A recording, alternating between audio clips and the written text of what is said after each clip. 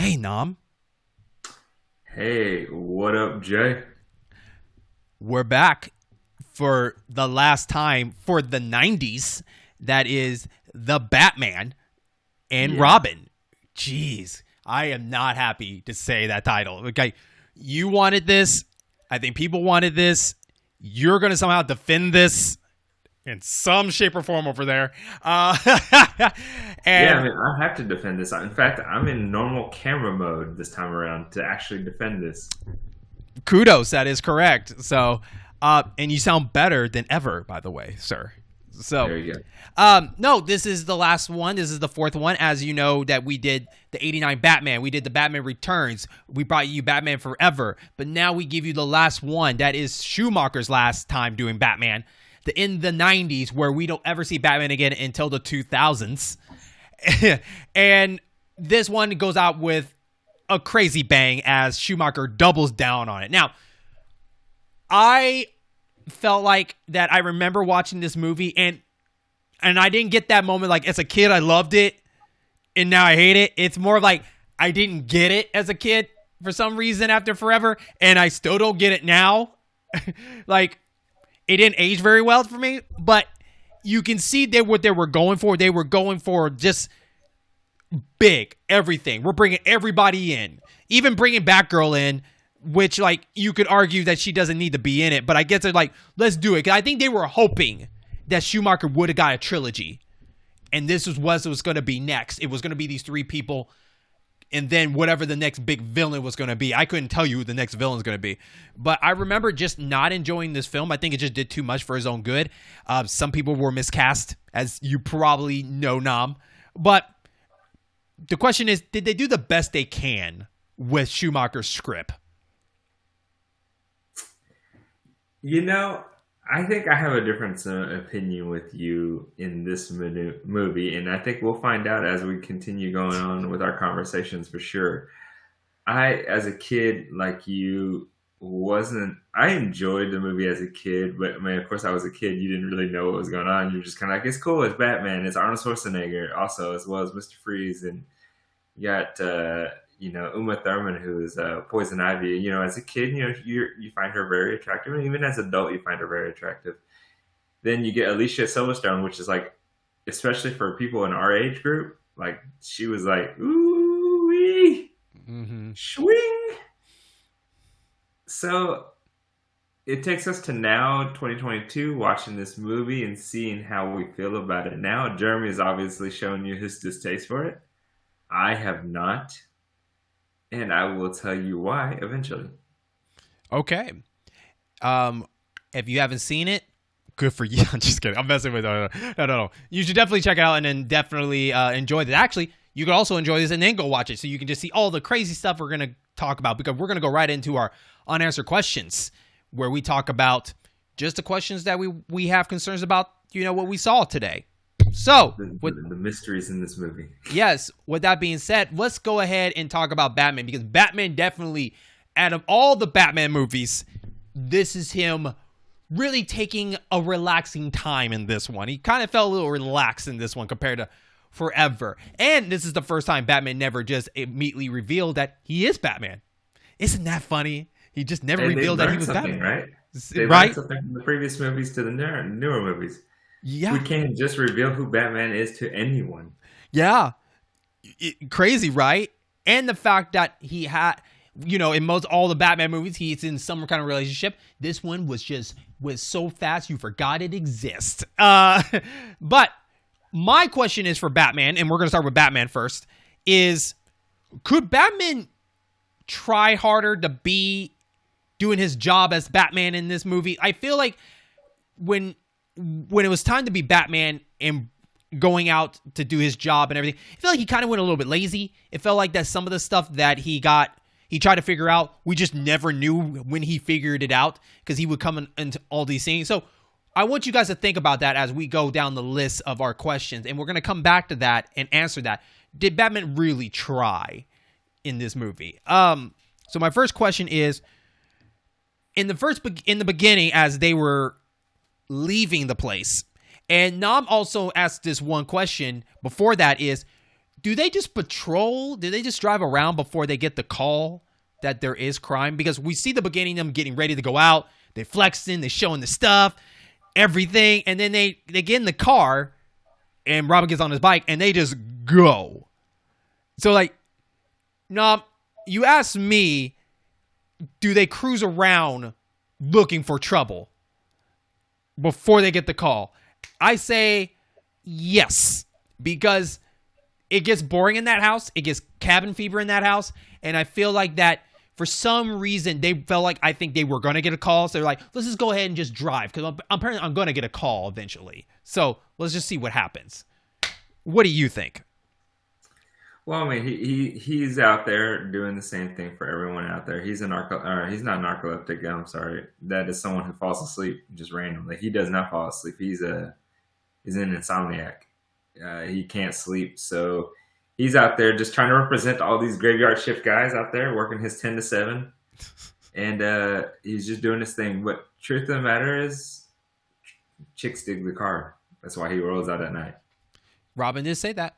He said he wants his own car. So, well, he does want his own car, but he can't get his own car. He gets his motorcycle, which is actually a pretty cool motorcycle too. So I don't know why he's complaining. He just wants the bats. He just wants to be like Batman. But he cruises because he wants to impress chicks. And when he gets called to do business, he's just like, "Sorry guys, I got a job to do. Catch you later." And I think Batman is still kind of bitter of him taking the Batman car without his permission the first time. Before that, you know what I mean? So, of course, and the reason we brought that up is because he already left the Batcave before he gets a call from Commissioner Gordon talking about Mr. Freeze is causing trouble at the art museum. So one of the questions about the art museum, other than the many puns that Mr. Freeze does in this movie, which, not gonna lie, pretty classic puns. I'm a pun person. Nami is a pun person. It's comfort food for us.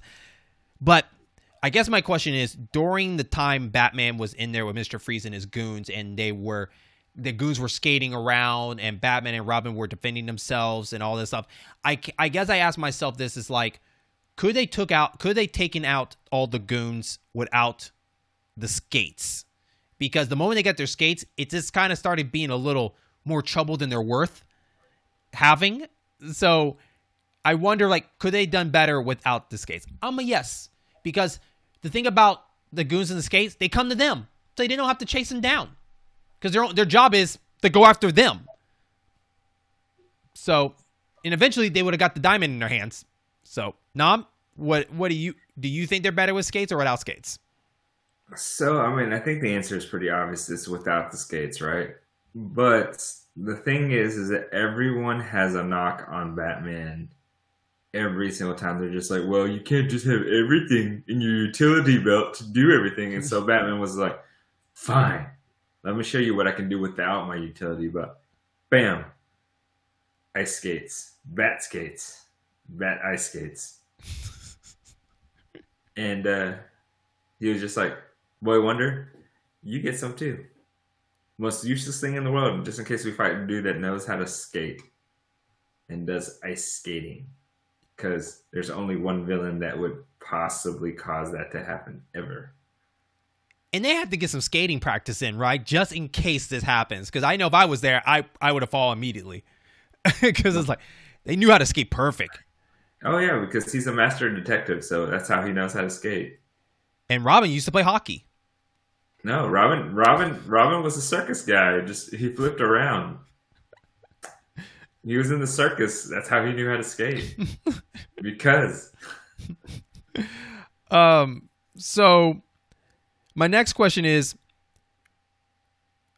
how does the Bat card work? So when Ivy first arrived on her premiere scene, during an auction, a woman, I guess they were paying for the service of ladies on stage.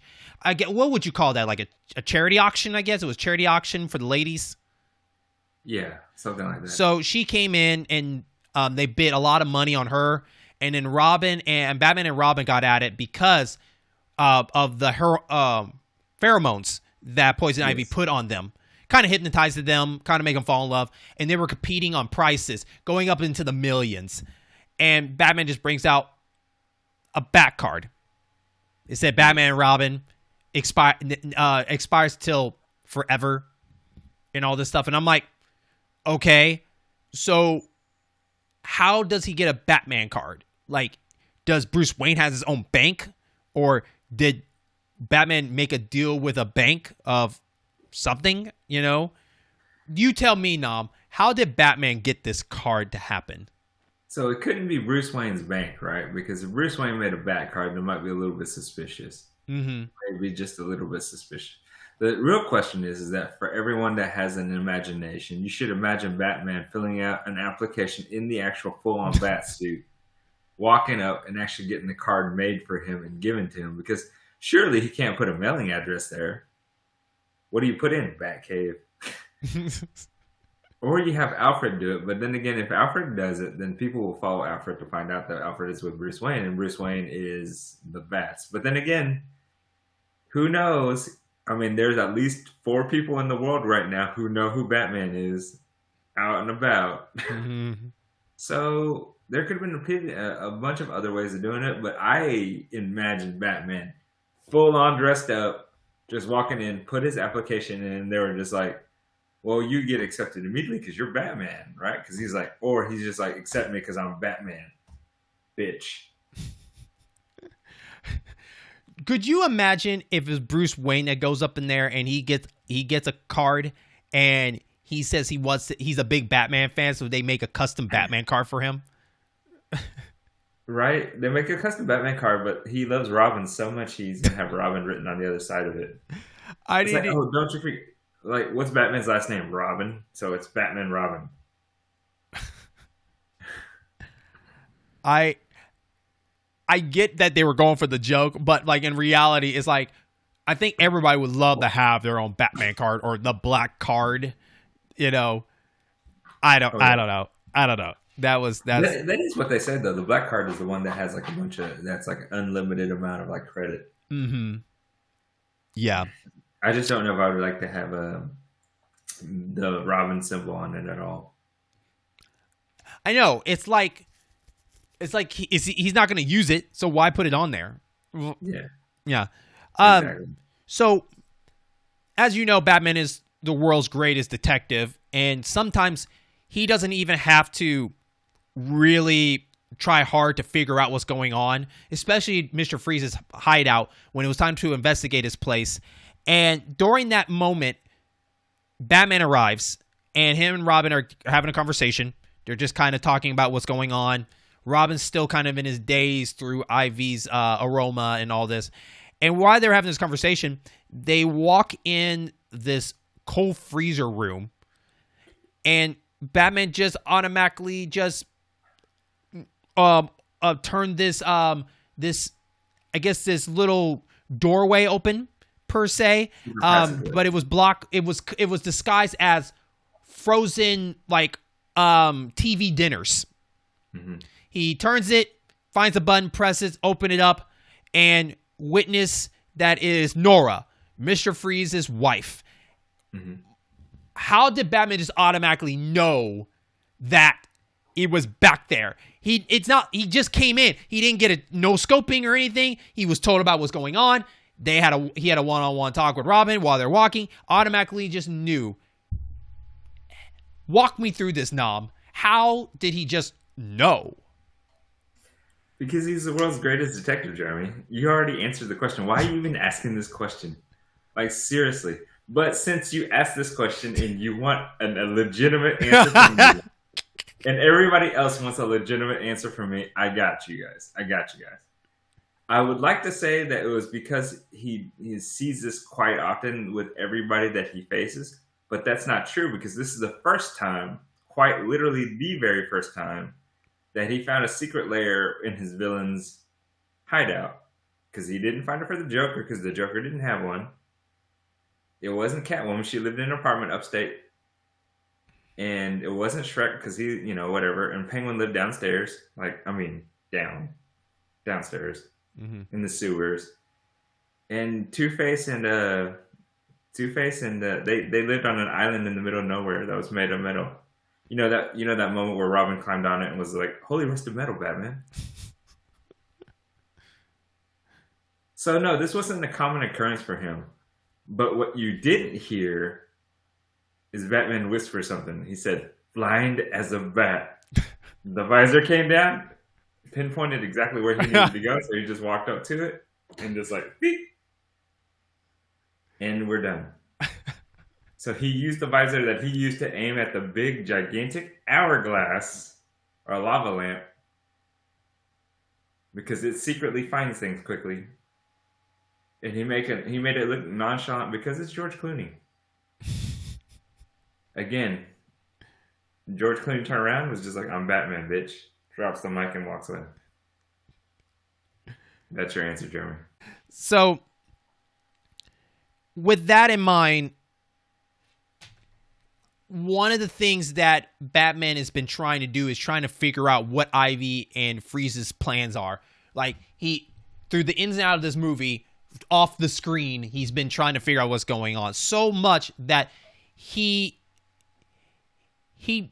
makes the weirdest choices of how he wants to deal with certain situations. And I feel like that sometimes he just makes it harder on himself. So, overall, Nom, could Batman worked a little bit harder to take these two down? Could he done it sooner instead of where it got to, what led to freezing half the city? Could he solve this problem quicker and sooner? So the answer is yes, he could. But the real reason why he didn't is because it's the name of the title, man. You already know what the name of the title was. It's Batman and Robin. Batman's tired of being the man. Tired of walking around just dropping the mic.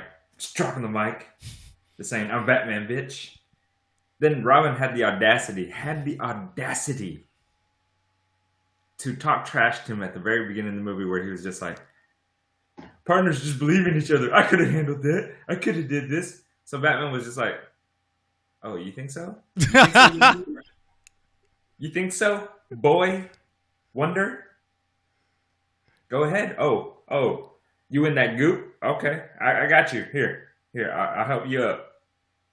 I can get her, but I'm gonna sit here and wait for you." That's actually a really good answer, especially the part where when he was too hypnotized by Ivy, is like, "I'm going solo. I want my own Robin signal." I'm like, who are you talking to? I know you ain't talking to me like that. Like, exactly. You want to go solo? You want your own signal? So, I mean, he had every reason to just be like, "Okay, I'm going to sit back here. When you need me to come in, I'll help you out. Oh, you got your ass kicked by Bane. All right, I'll come up. Or no, I'm sorry. It was Mr. Freeze. Oh, you got your ass kicked by Mr. Freeze. All right, I come up there and start doing some stuff." And then he fought Mr. Freeze. Mm-hmm. But he waited until Robin got his butt kicked before he did anything. And that's the reason why. Because Robin running his mouth. Just talking a bunch of crap. Because, you know, he's a hater. What do we got here? A couple of haters. That's why when Robin always comes in with something, Batman's all around the corner. He's like, "No, he's this and this and this." Yeah, even at the very end where Robin was just like, "Why didn't you jump down to save me?" You know what Batman was really thinking? Well, you know what he was really thinking? I know what he said. We all know what he said. You know what he was really thinking? Batgirl's got this. Yup. Because you ain't. And guess what? Batgirl got this. But of course, he was just like, he had to say the PC answer where he was just like, "Because we're partners, because we're family. I have to trust you. Sometimes we have to trust other people to win. So I trusted her." But he didn't say that part. No. But we all know. We know. Okay. So, speaking of the Boy Wonder, Nam, you had a question about Mr. Robin himself that kind of caught you off sideways. So the Boy Wonder rides a motorcycle, right? Because he wants a bat car. But when the bat car crashes through things, it just crashes through things like the Kool-Aid Man jumping through things and just saying, "Oh yeah." But Robin, at the very beginning of this movie, crashes through a wall or some doors. And instead of crumbling the doors like you would when you kick it down or when you try to run it through with a car, it creates a perfectly made bat or Robin symbol behind him. Jeremy, what's up with that? So, okay, think about it. Batman crashes down, slides on the tail of the dinosaur, introduces himself, and get in a couple of fights. That gave Robin enough time to pull out his bat laser to carve his design, because he's out there like, oh, this is going to be cool when I come through. Like, he went through the window. I can't do that. That's too easy. He already took that spotlight. I need my own spotlight. So I need to just carve this out. And when I come, everybody's going to be like, bam, Robin. Who's that guy with the logo? And then he pulled it off perfect. I don't know how. If I had to do a freestyle, just doing a Robin, it'd be messed up. But somehow he did it perfectly. Good for him. I think he might have a stencil. I think he pulled out a stencil. And then he just kind of carved it out. And then when he busts through, he's like, oh, shit, there's ice. And that's where he slides through. That's fair. You know what? I really think that he was doing a Batman symbol and he couldn't do it correctly. So he got what he got. And then he was just like, you know what? That looks kind of like a good Robin symbol. I'm just going to go with that one. So I think he just really sucked at drawing, and that's what happened. I agree with you. I think he was trying to draw things, but he couldn't get things in line because obviously he didn't go to school because he was with the circus the entire time. Yeah. So yeah, he couldn't draw, and he made himself a Robin symbol, and that's how you got the Robin symbol. But I like that. I like that. He used that super crazy laser that he had because.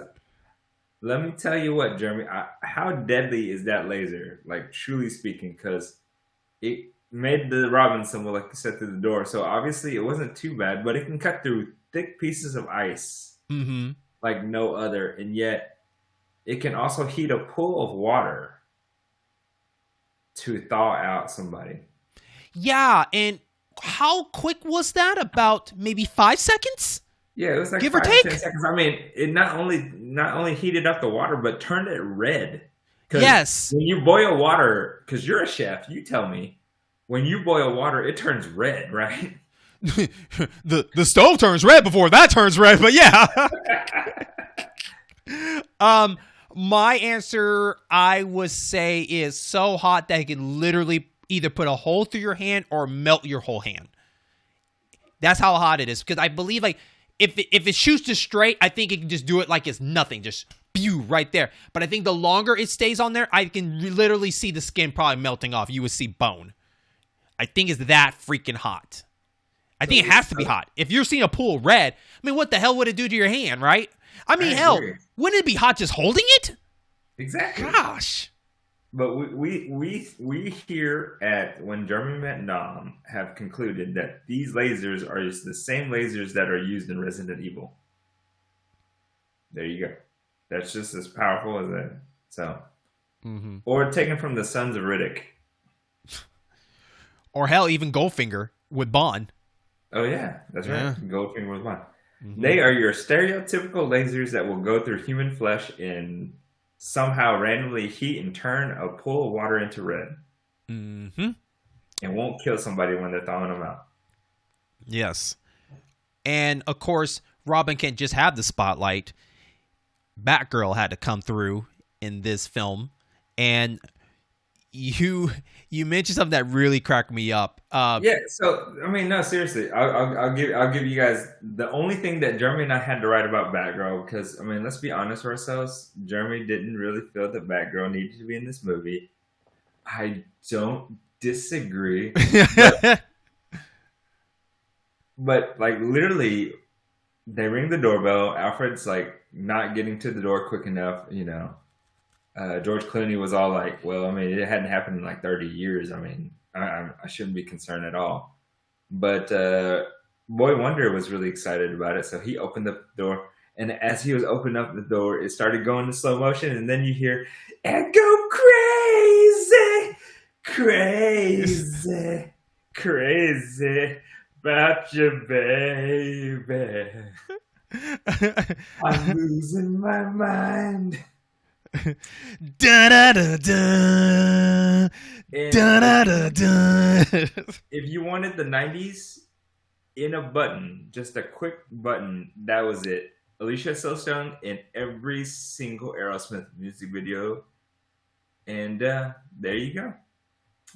Okay, so we are done now with the heroes. It's time to get to the big mamma jammas, the villains. And let's talk about the biggest, coldest person in the room, Arnold Schwarzenegger, a.k.a. Mr. Freeze. First off, I kind of want to question the time. Mr. Freeze froze Robin. This is the first time we've seen his ray actually, like, shoot someone frozen. Unless I'm wrong. I can't think of anybody else I can think he froze him before that. But anyways. I think he froze a couple of the guards. Okay. Give or take, with all of them, he gave Batman a choice. You either chase me down or save Robin, which he has 11 minutes before he dies. I question, is that really true, or was Dr. Freeze just saying that just to say that? Because 11 just sounds like a fancy number to kind of get Batman wild up. Do we believe it takes, if you don't save them in 11 minutes, they die? I think they die instantly when they're frozen. I mean, you can't breathe, nothing. I think you're dead. But I want to hear what you have to say. You know, you can say they die instantly. However, that's what my initial thought was: is they should die instantly. But the problem is that, you know, there were a handful of people that did live from this, so we can't really say they died instantly. We can say that they died within a period of time.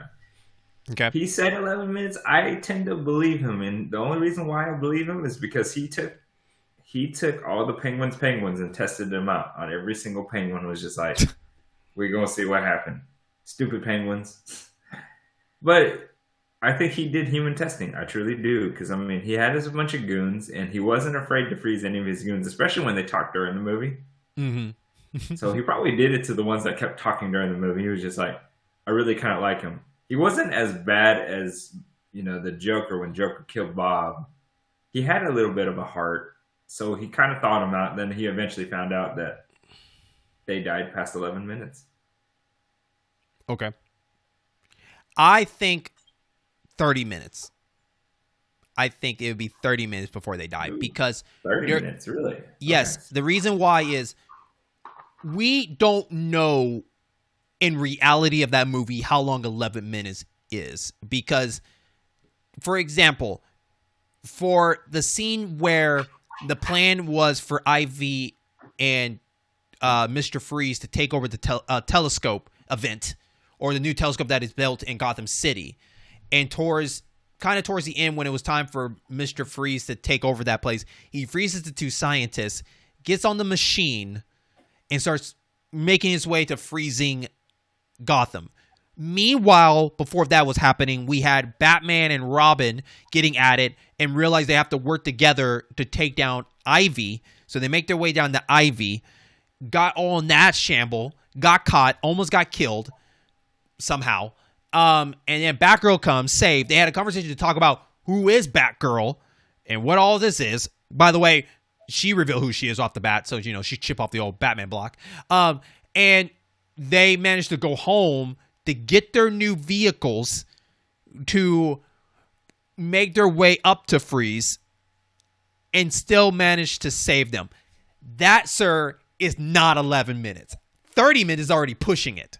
But it's definitely, I think they last longer than 11 minutes. I think it's about 30 minutes, because that's a lot of work to tell me they did that in 11 minutes.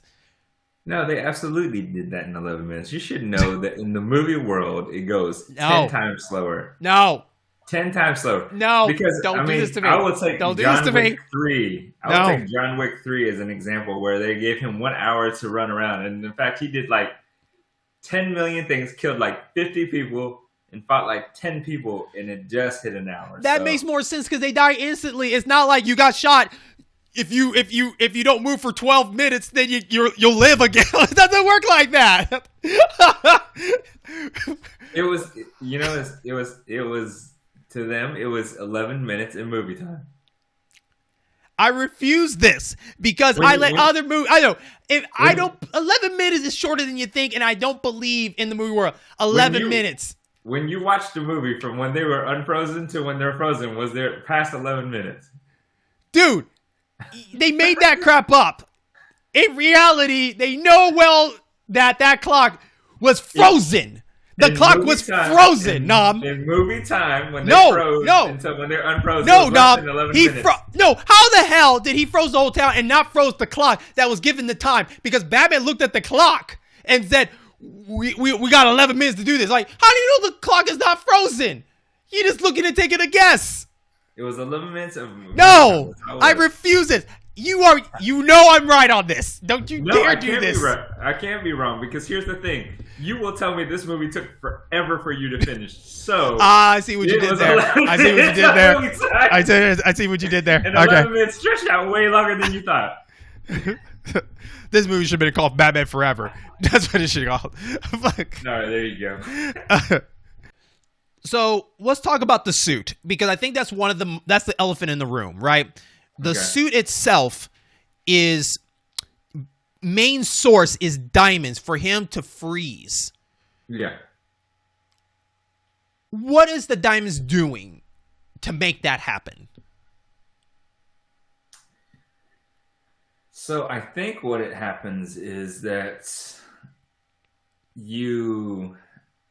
because there's the idea that it takes an incredible amount of energy and pressure to create a diamond. Like, there's that kind of mythos in a way where you take a piece of coal and if you can put a bunch of power and energy into the actual coal, it becomes a diamond.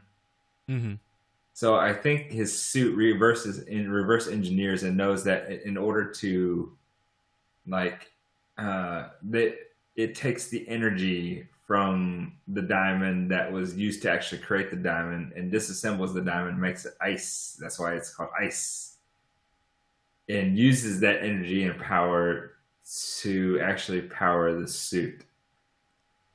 The other thing is because it looks cool. That him stealing diamonds looks really cool, and he was just like, it kind of looks like ice. It's really shiny. The thing I would ask is, what if somebody just gave him a crap ton of zirconia, like the fake diamonds, and just put it in there? Would it be That's a good question. Would it be like gas? Like, when we go get gas, we have like the 87 unleaded, like the premium unleaded and whatever. Yeah. So would it be the like 10% ethanol if we put the cubic zirconians inside his suit? That's a good question. In his gun, like, does it kind of freeze things, but not really freeze things? I wonder why only these events and museums was the only place to get a diamond. Like, I would think banks would have some diamonds in there that he would go. He never really attempted to rob a bank. The thing about the banks, though, like, I get where you're going with there. The thing about the banks is that you would have to go through a bunch of different, like, safes to actually get all the diamonds. Like, because it'd be the diamonds that people store in their own little, like, secure, like, vaults or whatever. Mm-hmm. I don't necessarily think the big old bank that, eventually Batman, like, goes with 10 other people that he recruits to rob. But I think, with the personal vaults, I think you have to go through a bunch of those personal vaults to find, like, the diamonds that you're looking for. Okay. So he's going after the big main ones that people see, people know, that they rob in Ocean's 12. They know that there's this exhibit with this humongous diamond that they're trying to go after. That's a big score for him, I think. But I mean, you could say, why didn't he just go into, like, jewelry stores? That's a better example. Yeah. And at that point, because he doesn't want the unleaded fuel, he wanted premium unleaded fuel. I think it's because Riddler and Two-Face took all those diamonds and did something with them. Okay. I think before that, they already stole all the diamonds and stuff for themselves. So he got there late. He's like, oh, they took them. Do you think it's them, or do you think Catwoman took them all? All three. Okay. All three, because we saw Riddler in the car, all shiny and diamond, like, just going crazy. And yeah, I think Catwoman did too. I think during the time that he finally wanted to go, he's like, who took all the diamonds?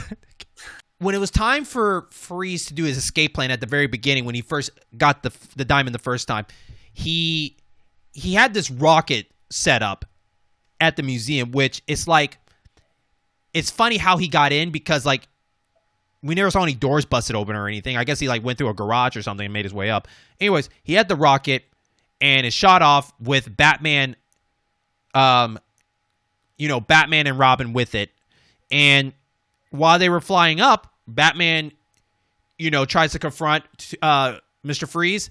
Mr. Freeze got his arm stuck, on the wall with the ice.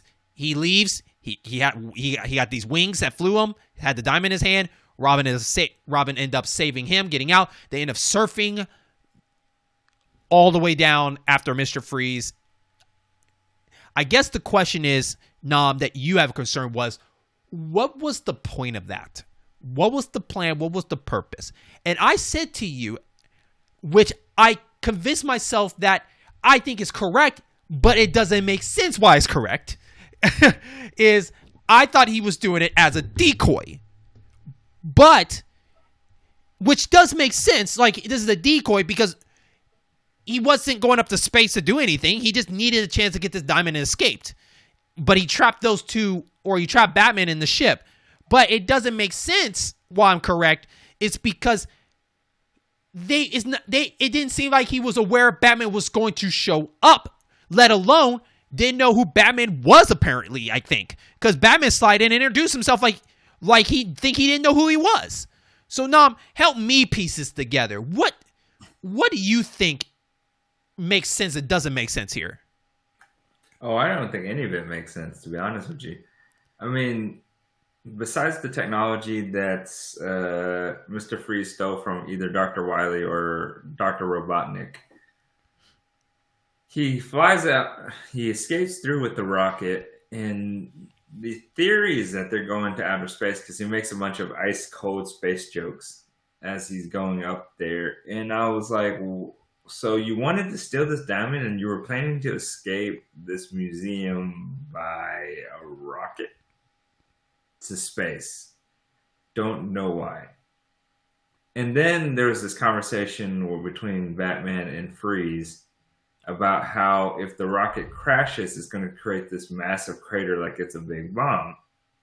So first off, Mr. Freeze, if you have the ability to build a rocket that you can shoot from the ground from a random machine that can get to outer space, why aren't you working for NASA and getting the money from NASA so you can do research to help Nora out?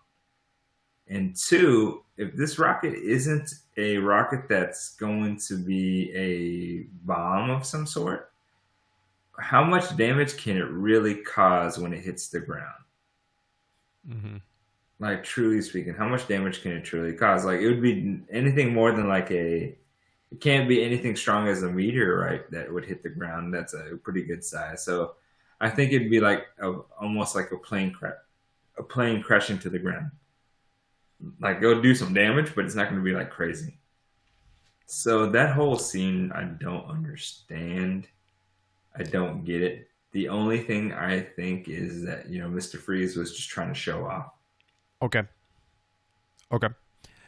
So the next question that you brought up that concerned me too was when it was time for Mr. Freeze to be captured and he got put into the Arkham Asylum, they put him in this room where the only thing in there was a bed, a sink, and this freeze beam per se from the ceiling aiming down, and Mr. Freeze can't go anywhere outside of that or he can't breathe and he'll die.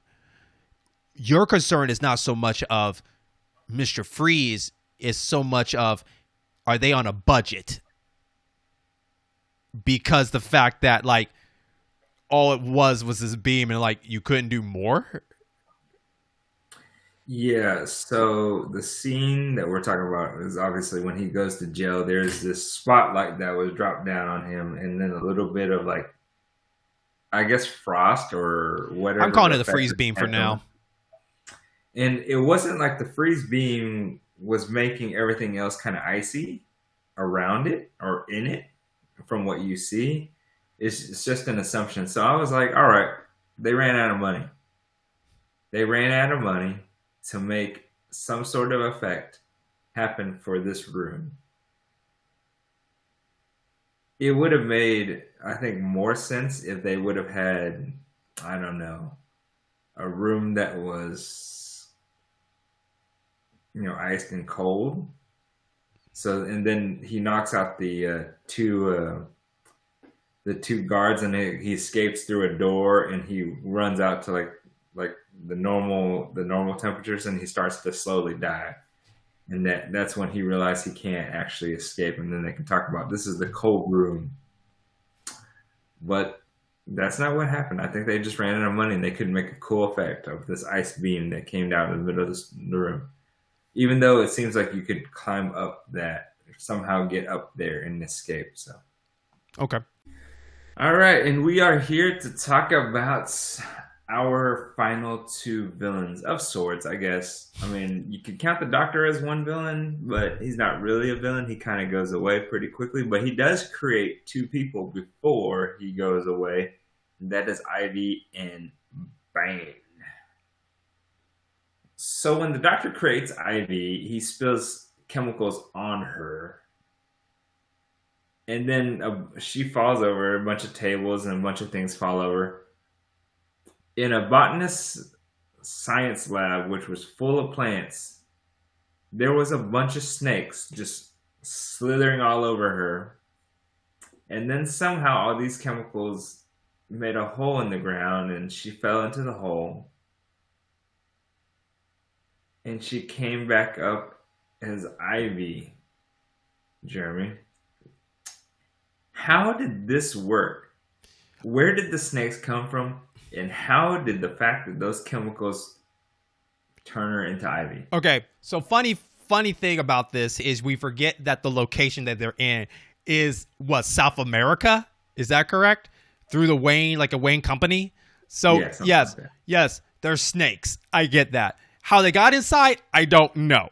Okay, maybe the snakes came from the hole. Maybe there were snakes on the ground that they just weren't aware of. I can't explain that. But what I can explain is with the chemicals on Ivy, I think it burned her really bad, but I don't think it gave her any abilities. I don't think it gave her abilities. I think everything she's done, she used it by hand. From using her hormones, it's basically aromas that she planted on here. Because let's be honest here. Yeah, the chemicals are all over her, but doesn't mean she got abilities. That's why she couldn't control plants. She got plants and she grew them with chemical stuff, but she hasn't physically can't control these plants. So how she become Poison Ivy? I think she just gave it to her name because she thought that sounds cool. And the way she kissed. Now let's be honest here, okay? That acid stuff would have burned her lips, okay? While she was on the ground, like.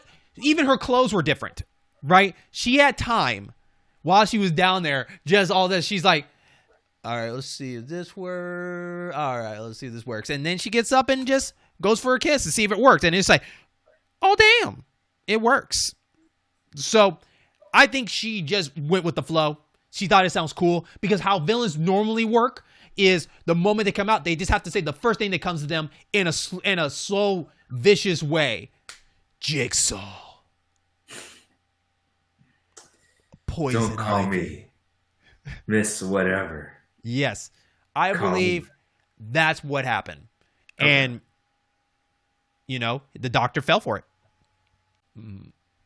All right. Let's do a quick question about Bane's creation here, but Bane's actual use. So Bane, big muscly dude in S&M wrestling gear, whatever you want to call it. Mm-hmm. So, in order for him to actually go Ultra Bane, they had to pump him up like they pump up a Reebok shoe. What do you think the button actually does? I think it. Oh, this is gonna sound awful. I think it gives him a tug. Oh, it gets him excited. That's why he's like, okay. "Ah!" I think that button just rubs one out for him, and he's just like, "Yeah!" oh, that's why he just yelling this one word at a time, like, oh, wall, oh, car.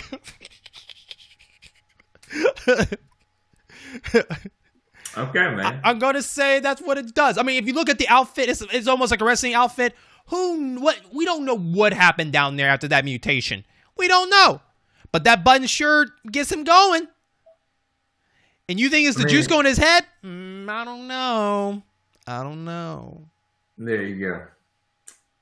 I mean, I guess the obvious answer is that it pumps more venom into his head so that he can actually do some more damage. But, I mean, he is already dressed up as a sex slave of some sort, or a dominatrix, or a dom, I'm sorry. So, I mean, Jeremy, you could be right here, man. You could be going with something. And in fact, I don't know if it was actually a full-on knockout, though. I think she was just teasing him. Like, it was a tease. Like, she hits it once and just, like, it's like a little half jerk. Mm-hmm. He's just like, oh! And he gets really angry. And he's like, I want more. And he just starts bashing through things. So, yeah, all right. So, we'll go with that. Okay. All right. So, you had a question about the plan that Ivy and Mr. Freeze came up with. What was your question? So, when it was time to... Okay, as the scene setups, Ivy and Bane makes their way to go see Mr. Freeze, which I would argue, you guys could have took out all the cops and just free him normally. But whatever. That's a different conversation. So, one-on-one talking to them, they had a plan that after freeing Freeze, that the plan was, how about this? You help me, I help you. You freeze the world. We'll freeze Gotham, then the world. Then I will help remake the world with this plant that I created. And I guess my question of that is, from Gotham to the world, honestly, how far do we think they would go? So my answer to that is, I believe that they could go as far as freezing Gotham. I believe that. Because Gotham is his own thing. Not a lot of people outside would probably know what goes on in Gotham until it's too late. But when Batman drops Superman at the very beginning of this movie, that already opened the door of, okay, so other heroes are in this universe. Who are they? We don't know. But they wouldn't get as far as Gotham, because you have to deal with Superman or Wonder Woman or any other heroes, along with the government and everything. They wouldn't get that far because I think that they don't realize how big the world is. I think they're just in the moment. And if anything, Ivy will be gone before Mr. Freeze would be, because at least Mr. Freeze has a chance with his freezing power, but Ivy has nothing. I mean, she can't even control plants. So what the hell is she going to do? So my question is, hell no. That plan would have never worked out. They wouldn't get far. Yeah, because they're both counterintuitive, right? You can't really create plants when it's all frozen. The truth of the matter is, yes, Ivy does have a little bit of control over plants, but she does love her plants. Needless to say. I don't think they get any further than 8 Mile. Because I just want to say 8 Mile. The reason why is, once Mr. Freeze starts freezing areas that are not the city and that are actually more full of plants, Ivy's going to hear about all the plants that are dying because of the freezing cold weather, and she's going to freak out and not allow anything to happen. Or at least she's going to try to not let it continue, because she obviously doesn't want anything to happen to her plants. Yes, she wants to build a whole new world, but I don't see why she can't just build it on top of everything, just because she did it in that underground layer that they had. Yeah, she took over from the from those hideouts. Yeah, the goons. So she had all the ability to just build it. She just wanted Mr. Freeze. She wanted to warm up Mr. Freeze, let's be honest. Mm-hmm. She thought Mr. Freeze was hot. Don't get me wrong, Arnold Schwarzenegger. I wish I could look like Arnold Schwarzenegger. And he got a lot of booty. Mm-hmm. His body count was probably really high. And she wanted to be part of it. And he was like, nah, I only got eyes for Nora. Okay. Nora. Nora. Okay. All right. Must protect Nora. Okay. We both agree that no way in hell it would be possible no matter what. Gotcha. Yeah. Not at all.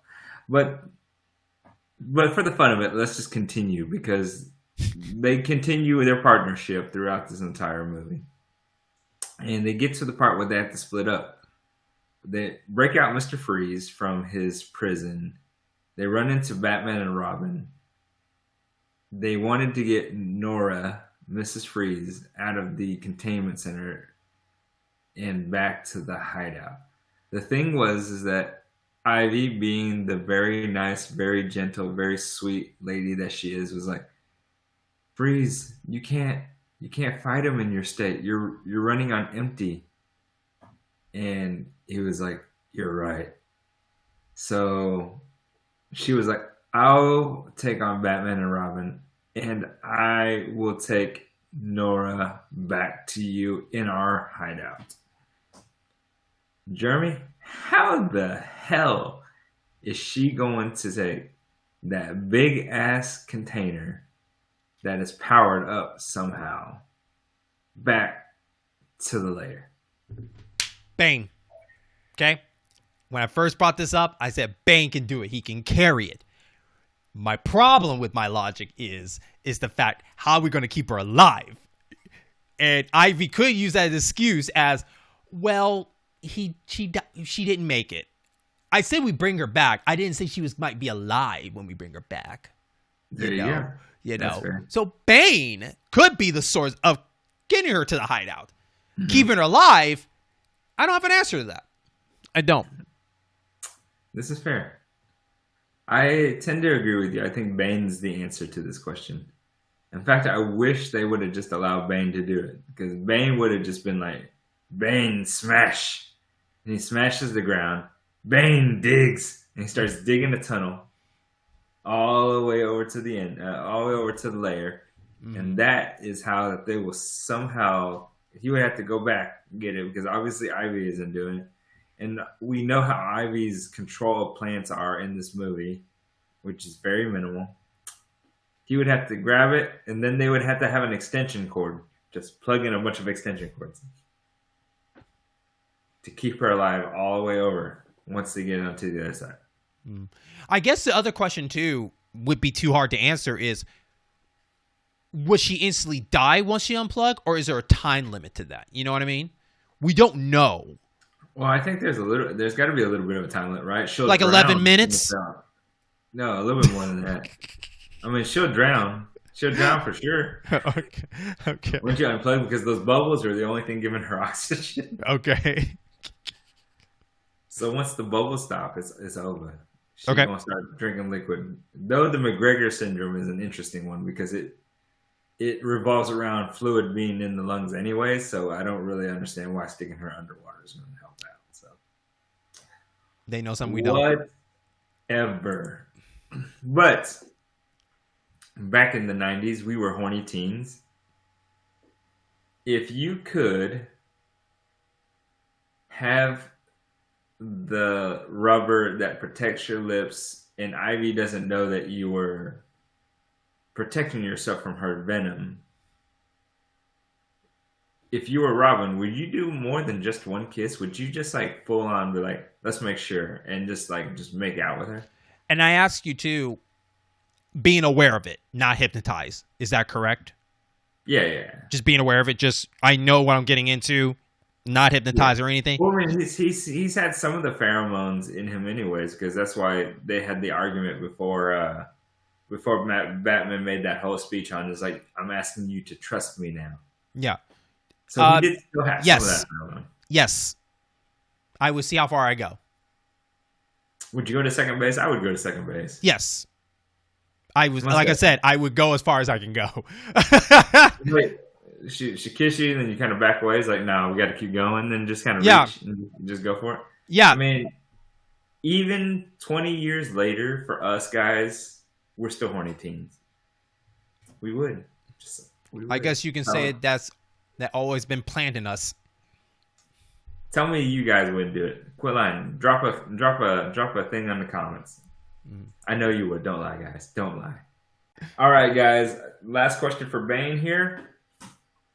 Jeremy, is Bane actually a muscle-bound monster like we think he is? That the Venom's increasing his muscles?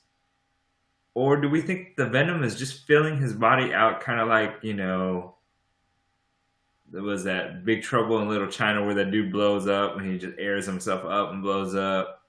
Or does Bane just feel bloated? Because, once they kick that Venom out, he kind of spilled out like a balloon, water balloon, and just turned into this little small guy again. So was it the Venom actually helping increase the muscles, or was it just filling him out? It's fluids itself. I think the Venom stuff gave him the strength, but it had to be liquid for him to build the muscle up. So that makes no sense, no matter how I said that. I was going to say, so is it like the slime stuff that you put in your tire whenever you get a flat in your tire, that you're just trying to cover out the flat and you just squeeze the slime in there? And No. I actually think it's more like a water balloon, I guess, where he is full of liquid, and because of that he's heavy, so anything that he hits just puts a lot more weight to his hits. That's why he can bash a wall. He can do this because, like a water balloons are heavy because it's just a lot of fluid. It's heavy, but once you take it away, it's weak. He's basically a walking water balloon, and he's heavy, and he can bash stuff. That's my only reason. Venom has nothing to do with it because, the only reason the Venom how it works if he spewed it on somebody. So if anything, you can just fill up with anything, and he would have been just fine. I don't know why Venom was the source for it, but that's what it is. There's nowhere in this movie where Bane felt like Venom was his strength. Okay. It never showed it. Because why would he? I guess my mindset is what is Venom doing to give you the strength?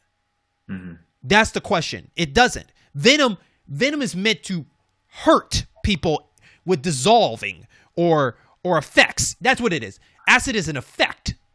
Well, it was a chemical that the doctor created that he codenamed Venom. So it's actually not like Venom. Yeah, but still, though, you're not seeing any different.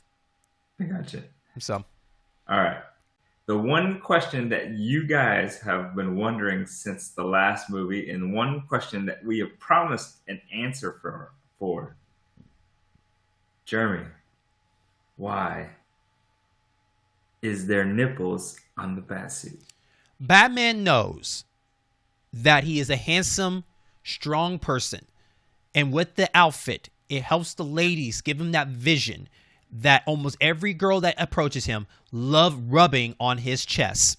So he thinks patting the nipples would help the situation even more, like you're actually touching his skin. It gives you that mystery, that mesmerizing feel of, I want to know who's behind this. And having the nipples help influence that this guy is strong and buff and amazing. He's going to keep me comfort. Why the hell does Robin have it? No, Robin has it because the same reason why George Clooney has it. Like, they both have a clause in their contracts that's not like Will Smith, where Will Smith has to be topless in every movie that he does. They don't have to be topless, and they choose not to be. So this was Schumacher's closest way to get people to be like, okay, well, he's kind of topless because you see his 10 abs and his chest and his nipples. This is the closest way that they could possibly do it. And it is proven this way because Batgirl doesn't have nipples on her costume. Jeremy, why can't the horny boys, like myself, get bat nipples on the Batgirl costume? I don't know, man. I think it's because, it'd be bumped up to a PG-13. There you go. I mean, obviously, guys, this movie has been pretty progressive about trying to push women in the forefront, which is actually kind of an interesting thing watching this movie again, because I didn't really think about it, right? Because Batgirl, they make that comment about Batgirl. It's like it's not really PC really is more like Batwoman or Bat, lady or something along that lines. So that was a little bit surprising to me. So I'll give him that. I'll give Schumacher a lot of credit in that aspect. Okay. Does Alfred date? I think through this whole series, no. I don't think he ever. Does he have time to date? Do you think? I don't think he wants to date. Really? I don't think he wants to date because he's too busy babysitting Batman. Like if anything, if he wanted to get something in, he would get with every girl that Batman refuses to be with. He'd be like, "Hey, come back later." Backdoor. I mean, there's that, or he Cosby's them, which is unfortunate. We're not gonna make too much of a joke on that one. We're gonna let that one go. But yeah, no, I think Alfred does actually go out there and goes and dates and stuff like that, because between times where Bruce and Dick are out and about doing their crimes, he can call his honeys on the phone and just be like, "Hey, how's it going? How you doing? What I'm just hanging around, the mansion, because, everybody had to go do their party because, Bruce is such a bachelor, just a dedicated bachelor. How about you come on over and we'll spend some time together?" So I do think Alfred gets some time. I think if that was possible, that all his plans always get canceled. I bet he has plans. If he was, let's say he does date. I feel like the place that he wants to go is always something bad happens that he can't go out. It's like, "Hey, you want to go to the art museum this weekend?" Okay. "Oh, someone's trashing up the art museum." Okay, I guess we're not going there. How about we go see the town square? Christmas time. It'll be fun. "Oh, someone's taking over the town square. I was just down there." I think he does it between times where he goes grocery shopping and things like that for Batman. He went Christmas shopping and he almost got killed by a goon. Yeah, in Forever. Or not Forever. Yeah. Return. Yeah. Return. I mean, those presents, I don't know what he was doing with the presents. I know what he was doing with the presents, but still, I mean, he could have been meeting up with somebody. He got presents not for Batman, because Batman's too old. He got presents for his girl. So what's he doing? He didn't live a life of solitude. Dude, he's making bank because he saw the best doctors and he let Bruce know. Oh, you think he's making bank? No, he's going to the bank for Batman. No, he's making bank. Because, I mean, he's the one that got him the Batman card. He's the one that got him the Batman card. Yes, exactly. I mean, that concludes my entire thing about Alfred anyways. Alfred is like the greatest villain in this entire movie. Jesus Christ. You say this, but I'm not wrong. Well, leave a comment down below if you think he's wrong. What was your question about Batgirl? You had one specific question about Batgirl. Oh, crap. So my question is, well, I guess it influenced her, but she's not. The basic is, like, look, Batgirl was in charge of making sure this disc that Alfred had with information to give to his brother. I guess he lives in Africa or somewhere in the Middle East, whatever. And she opens it up and she finds out it's all the secrets to Batman's history. Like his Batman suit, his gadgets, his identity, you name it, it's all in there. I guess I'm confused of like, what was the point of that? Like, okay, so you give it to your brother. Now what? Was he supposed to be the only one that's supposed to know after you die? To know the information? Was he going to come replace you? Like, he just said make sure he gets it. What do you think? Wilfred is another dealer. Like, Alfred is part of this underground organized group selling secrets and selling technology. He knows that in order to continue his fortune that he has to have his secrets that and the technology that he's developed for not only himself and for Batman, but for other people as well. So yes, he's given it to his brother so his brother can sell his secrets because he knows he was going to die. And let's be honest with ourselves. We know that Alfred is the one that's creating all this stuff because there's no way that Mr. Freeze, who is a scientist who is some sort of medical scientist, not a actual engineer that could create a machine that was created by Dr. Wily or Dr. Robotnik. All this stuff was created by information that Alfred sold. So he is a weapons dealer. He is a mastermind. He created a suit for Batgirl as a decoy. He already knew her size and everything. So somehow he figured this out. Now he knew it was a decoy. And he knew he had to give it out there. He was like, just in case my quote unquote niece breaks into this thing that holds all the secrets to Batman, she's going to go downstairs into the Batcave. And in order for me to make her forget everything and bribe her into thinking anything of it, I'm going to give her a Batsuit. Well, I can't disagree. I don't have anything to counter that. So, sure, why not? Why that's not? How it works. Why he not? is an underground villain, like this entire movie. All right. He's like Hammer in Iron Man. He's the other guy. And I guess he's also in charge of the Rotten Tomato, because it's time to get into our Rotten Tomato talk. Because we normally would do our villain gallery talk, but we are going to do a special episode that kind of give you the overall set of that. And we're going to tell you why all the way down, adding Mr. Freeze, Ivy, and Bane to this list. So, Rotten Tomato. As you know, that's where we decide, do we go with the critics or we go with the audience.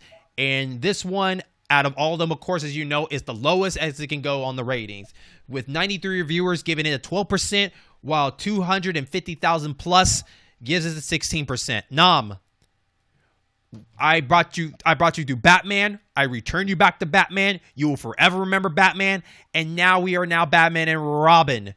What side are you going to go for this one? I'm going to go with the audience on this one. I'll definitely take the 16%. I Okay. will say that this movie is actually not as bad as I think people feel that it is. I think it's because it ended Schumacher's run, and I think it was because of how the other three movies were made. Actually, not really how the other three movies were made, but how Batman and Batman Returns was made, that everyone had this dark, gritty, kind of like cold Batman. I actually honestly think that this was the best Bruce Wayne there was since Michael Keaton, because I didn't feel that Val Kilmer did a good job, and I actually don't feel that the Val Kilmer Batman Forever movie was all that good. I think it was confusing between the comic book world versus the actual real world, and then they tried to mesh the two together. And I feel like in this particular movie, it went all out comic booky, all out kind of corny, all out kind of Adam West like. And you can sit there and think about it. I'll talk about it a little bit more in the villains gallery, but I don't think Mr. Freeze was a bad villain. I think the corny puns actually aged well, because in 2022, 2021-ish, we started making dad jokes. Dad jokes is a big thing nowadays. Puns are a big thing nowadays, and it actually was kind of funny to me. So I will lean to the audience. I give it a more positive view, and the audience actually honestly gave it a more positive view than the critics did. Okay. So I'm a 12% for the critics. I think that even though he doubled down with all this, all the effects, all the characters, I feel it was still half foamed in. I feel like it was flashy with no substance. I feel like that, honestly, Mr. Freeze actually carried this movie than anybody else in this movie, sadly enough.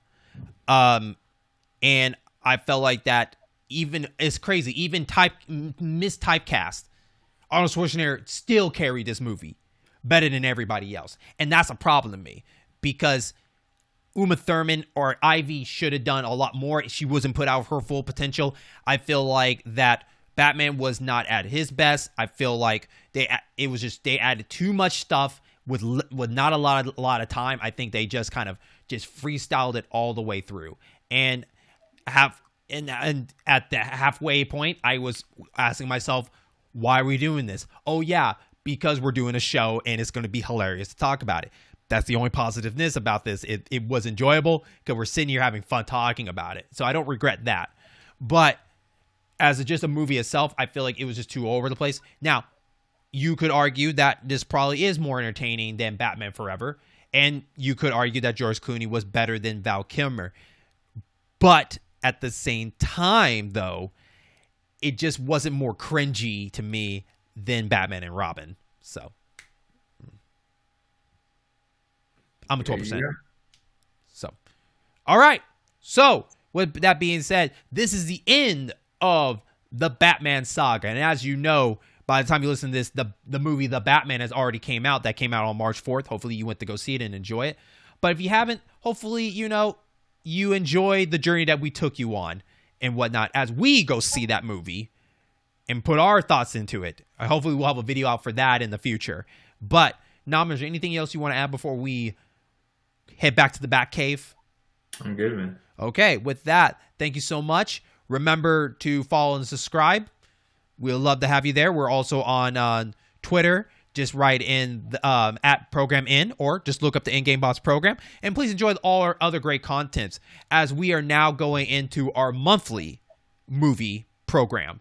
So we are now going monthly from here on out until further notice. So please join us on this journey every month. With that, thank you, and we will catch you on our next episode.